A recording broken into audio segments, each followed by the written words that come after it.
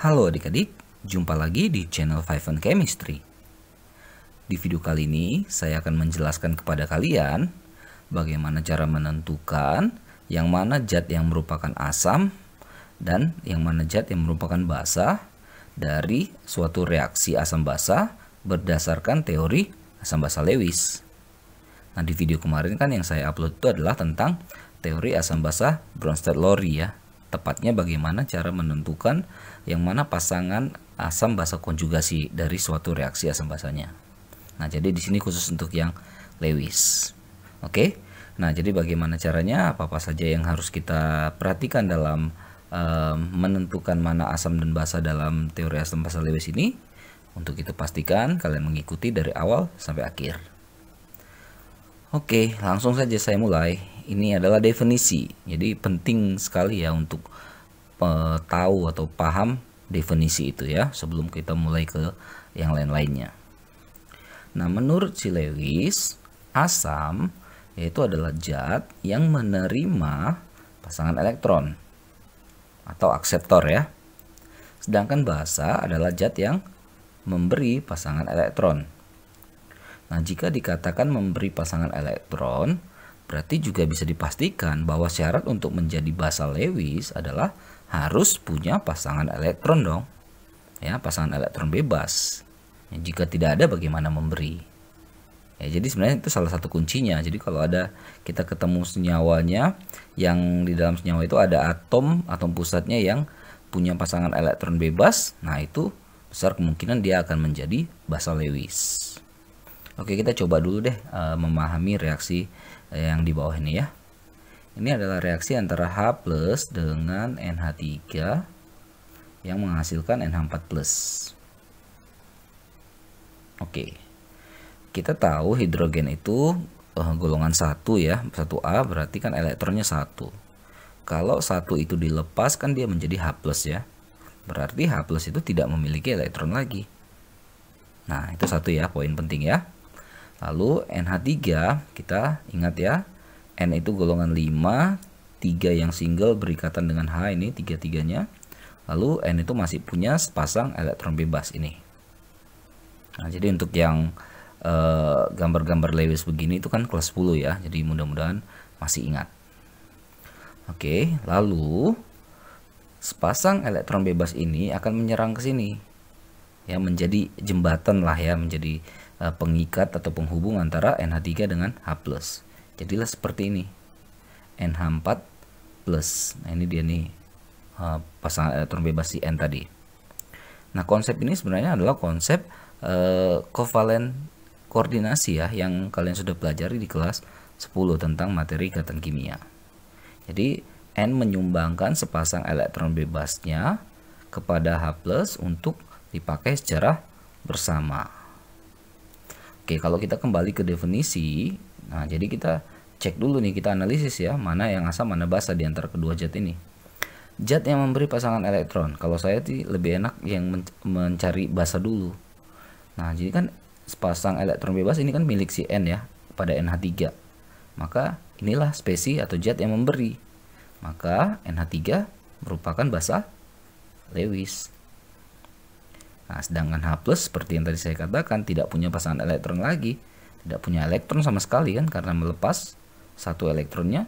Nah, jadi dia sifatnya menerima saja pasangan elektron, maka bertindak sebagai asam Lewis.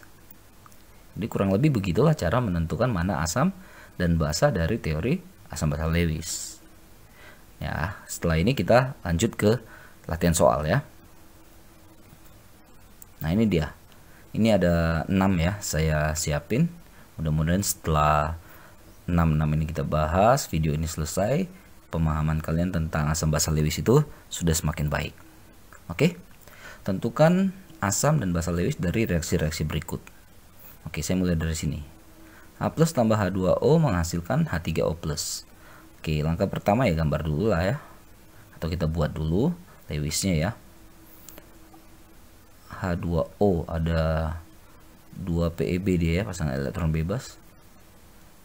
2 singlenya berikatan dengan H dan H ya. Oke, lalu ini membentuk H3O+ katanya. Kita lihat dulu bagaimana terjadinya H3O+ itu.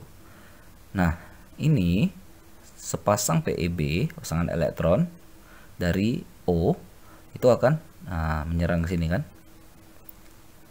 Mau yang ini sama aja lah. Jadi terbentuklah begini. Ada O, ini H, ini H. Nah, masih ada sepasang lagi kan? Nah, H3O+-nya begini. Oke. Nah, jadi kan terlihat jelas bahwasanya yang memberi pasangan elektron adalah H2O. O pada H2O. Berarti ini merupakan basa Lewis. Nah, otomatis H+ karena nggak punya ini ya, karena nggak punya elektron lagi, itu akan bertindak sebagai asam. Beres nomor 1 ya. Nomor 2, NH3 ya, kita gambar. N ada 3H ya. B itu kan golongan 3 ya. Jadi 3-3-nya sudah berikatan dengan F. F dengan F. F itu kan 7 ya. Nah, jadi begini. Lalu nah ini karena B nggak punya, yang punya adalah N, maka nah begini kan. Nah, jadi ini digunakan sebagai jembatan ya, penghubung antara NH3 dengan BF3. Jadi hasil akhirnya NH H. Nah, inilah dia punya si N yang disumbangkan untuk dipakai bersama-sama menjadi penghubungnya. Nah, inilah dia. Oke. Nah, jadi kan kita bisa lihat lagi tadi bahwasanya yang memberi adalah si ini ya, NH3. Maka ini bersifat basa dan ini otomatis bersifat asam. Bisa ya? Lanjut SiF4. Si golongan 4 punya 4 elektron ya, 4 single ya. 4-4-nya berikatan dengan F. Ini Si ya. Oke, ini F. 3 pasang ya.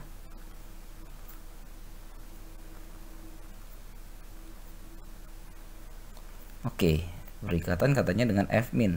F itu kan 7 ya. Nah, karena min kan itu menarik 1 jadi 8. 4 pasang tapi min. Oke, katanya menghasilkan SiF 5. Ya, caranya sama. Si udah nggak punya pasangan elektron lagi sama sekali kan. Nah, karena udah berikatan dengan si F, jadi ya ambillah, misalnya saya ambil yang ini ya. Ini yang menyerang ke sini. Jadi Si-nya sekarang meningkat 5. 5F. Misalnya ini yang F1, 2, 3, 4, 5. Oke. Oh, jangan lupa titik-titiknya. Titik-titik begini itu di kelas 10 ya. Jadi ya kalau memang lupa di review kembali ya. Nah, jangan lupa ini adalah nyawa yang bermuatan negatif 1 dari sininya ya. Oke, beres 3. Oh, belum. Saya lupa menentukan mana asam mana basanya. Oke. Ini kan jelas yang memberikan si F- ya. Maka F- bertindak sebagai basa dan yang menerima adalah SiF 4-nya. Lanjut metilenamin ya. Tambah BH3, CH3, NH2, BH3. Wah, ribet ya. Kita gambar dulu H, C, H, H berikatan dengan N. Lalu ada H dan ada H. Ingat N masih punya sepasang, B tidak punya. Karena 3-3-nya diambil sama si H, udah habis. Oke, seperti yang tadi, N akan menyumbangkan ke sini ya, ke B, dia ngebondingnya ke B. Jadi dihasilkanlah ini ke bawah H, ini N, ini H, ini H, nilai ikatan yang barunya, lalu B, H, H dan H. Beres. Ini yang memberi adalah yang sini ya, CH3NH2 ya. Basa BH3-nya bersifat asam. Lanjut, H2O tambah CO2 menghasilkan H2CO3 ya, asam karbonat. Oke, H2O gambar lagi O, ada 2 PeB, 2 ikatan dengan H, C golongan 4. 4-4-nya ini ya masing-masing 2 ke si O ya. Oke. Nah, jadi sepasang dari O yang di H2O akan attack ke sini ya. Ini sebenarnya mekanismenya ada lagi ya, tapi saya nggak sampai ke situ deh. Oke, nah hasil akhirnya menjadi O, ada 4 sini ya, masih double, C, ini O, H dengan,